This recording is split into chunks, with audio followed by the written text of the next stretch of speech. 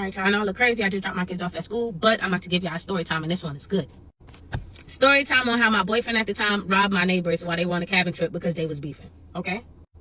So this is in 2014. I had pretty much moved in with my sister, Camille. My sister lived in College Park, Georgia, Camp Creek to be exact, and around 2014, those was the best places to be in. It was the time to be alive, okay? My sister was living on Camp Creek. I had got a job right next to U-Bar on Camp Creek, and I was working at this little diner. My schedule was Thursday through Sunday, 11 p.m. to 7 a.m. Y'all, I made the most money because every time people left U-Bar, they came right across the street to come eat, right? So one day I'm in my neighborhood and I see this boy, and he is gorgeous, y'all. He got a nose piercing, but he don't look like Sweet. He got like tattoos all over his neck, tattoos all over his arms. He gorgeous. I'm talking about fly gorgeous.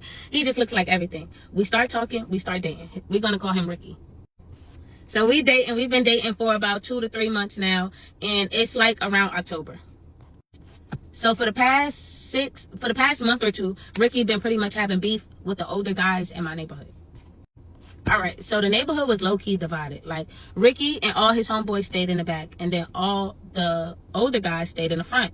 But the older guys wasn't gangbangers. They just got money, right?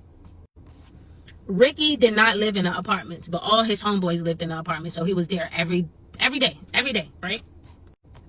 So the beef was starting to get real, but nobody had fought. Nobody had touched each other. Everybody was just, talking, popping it, So one day I'm at work, and everybody's pretty much talking about this cabin trip that the older guys was going on. They were inviting whoever wanted to go, and they was going to have boats, jet skis, whatever. The whole neighborhood had heard about it, and everybody was just talking about it. So we all in a group. Everybody, was talking about the cabin trip, but Ricky not saying nothing. He's not saying nothing. He's just listening, okay?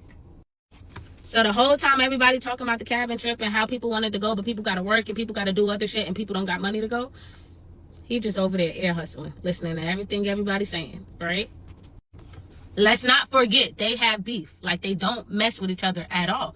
But I'm not thinking like it's this deep. So let's get to the weekend of the trip. The weekend of the trip, Friday, I went to work. Everything was calm. They left Friday. They were supposed to come back Sunday. I know I work Thursdays through Sundays. So Friday, I went to work. Everything was calm. Saturday, I go to work. Ricky calls me about 5 different times while I'm at work, asking me what time I get off. Mind you, I've been working here for 8 months, bitch. I get off the same time that I got off since the day I started. What are we talking about? So I'm getting irritated with him because usually, like, when I'm at work, he'll be somewhere doing whatever. God knows what, but he'll answer the phone, whatever.